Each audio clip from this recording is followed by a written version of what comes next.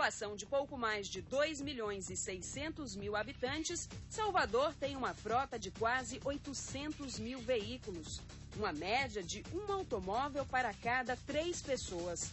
Sem contar os ônibus, cerca de 2.500, e as motocicletas, quase 100.000. Às vezes parece que faltam ruas para tantos veículos. E faltam mesmo. Enquanto a frota aumenta a uma taxa de quase 10% ao ano, as vias da capital baiana não acompanham o crescimento. Fora a Via Expressa, nenhuma grande obra de mobilidade urbana foi feita nos últimos anos. O resultado? Um trânsito cada vez mais engarrafado. Nossos repórteres foram a alguns dos pontos mais críticos.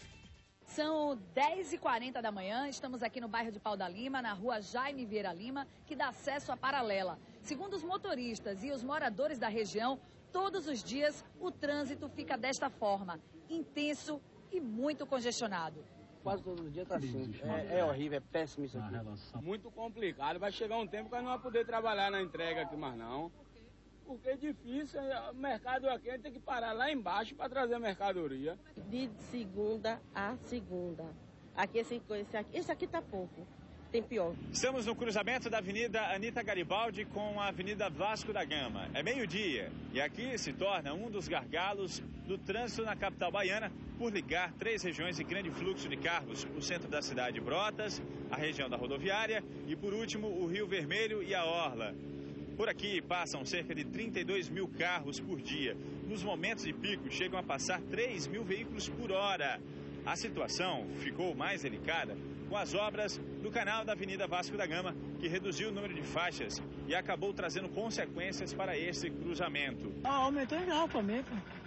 Está tudo parado aí, com essa obra aí, não tem sinalização, não tem nada. O maior problema do cruzamento que eu vejo ainda é o pessoal que não, apesar de ter carteira, não dirige, não respeita direito à lei do trânsito. Não muito longe dali, outros motoristas também precisam de paciência. Vimos aqui no início da tarde a Avenida Mário Leal Ferreira, mais conhecida como Bonocô, para sentir o trânsito neste trecho, neste horário. Agora, às 12h50, a gente percebe que o trânsito flui normalmente. No horário de pico, final de tarde, início de manhã, chega a se passar 34.000 veículos na extensão da avenida. Neste ponto, 3.000 veículos. Essa avenida é uma das principais da capital baiana, porque liga o centro ao Iguatemi e a rótula do Abacaxi. É uma avenida muito criticada por motoristas que sempre ficam parados em engarrafamentos. Vamos ouvi-los. Qualquer momento que você sai, tem engarrafamento. Isso é insuportável, é inviável. Você não pode viver numa cidade assim. E às vezes você tem um compromisso no centro da cidade, eu moro em Cajazeiras, então tenho que acordar 2 horas antes para não perder o horário. E todos os dias engarrafamento na Avenida Bonocô. Você leva, às vezes, um percurso que você faz de moto em 10 minutos, de carro você leva 1 hora, mais ou menos. E uma das campeãs de engarrafamentos, seja dia ou noite, é a Avenida Luiz Viana Filho. Segunda Trans Salvador é a mais movimentada da capital baiana. Agora são 6h30 da noite, horário de pico, e como vocês podem observar, por essa região o fluxo de veículos é intenso. Muita gente voltando para casa do trabalho e o engarrafamento já se forma, é inevitável.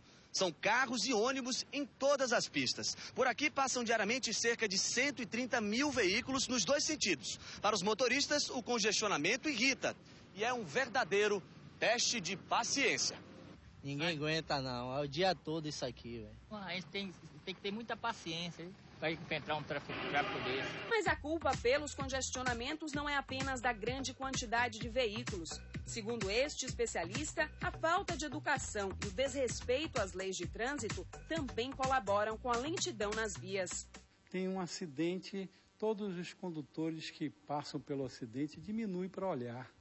Quando eles diminuem, forma um engarrafamento de quilômetros. A gente tem os carrões que acham os condutores que são superiores e querem o espaço, mas a gente tem os motoristas de transportes coletivos que também se acham no direito e por lei têm direito. Temos de intensificar a fiscalização, temos de intensificar o monitoramento e também ações educativas. Agora, eu só acredito na ação educativa junto ao público mais jovem, junto à criança que está formando aí o cidadão.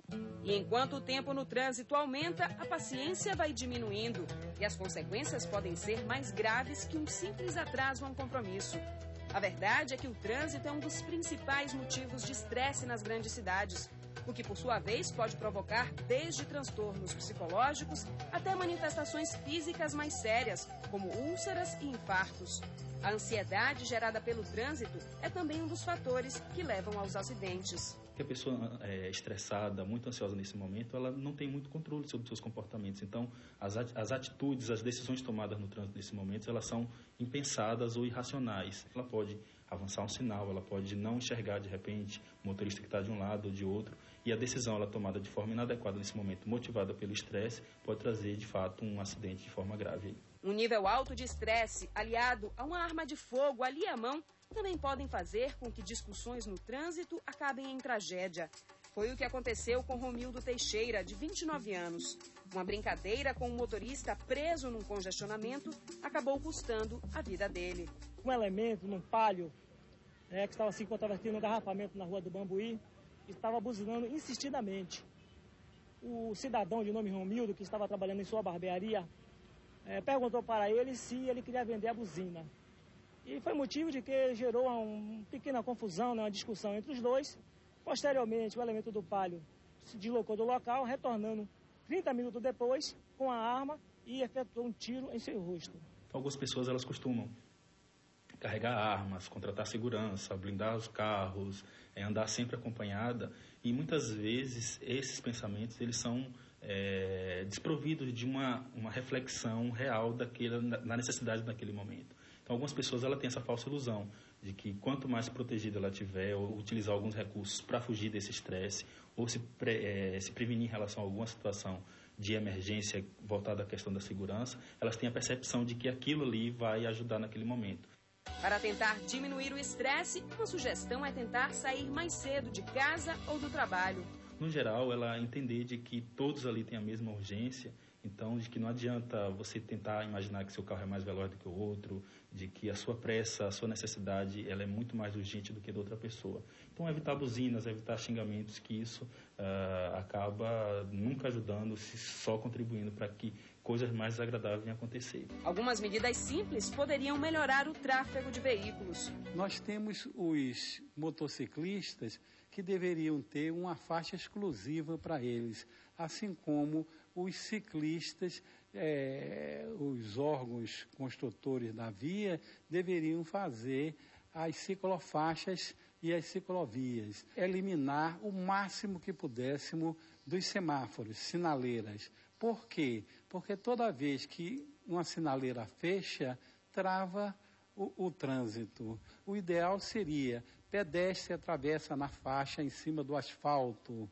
Veículos motorizados teriam pequenos túneis e passariam por baixo da faixa de pedestre.